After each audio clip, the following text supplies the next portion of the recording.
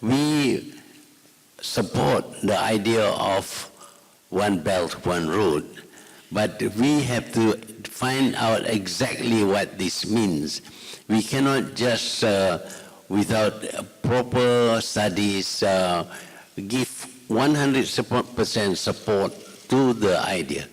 But in Malaysia, there are people of many different races, and the feeling about their racial feelings are still dominant.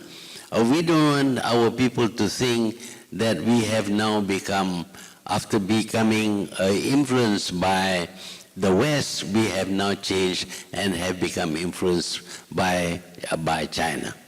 I believe that China will a great influence over the whole world in the future. But for the moment, it is not for us to promote Chinese ideas and Chinese ideologies, but to find out how we can benefit from that. So that book, I think, is not good to influence the minds of our young people.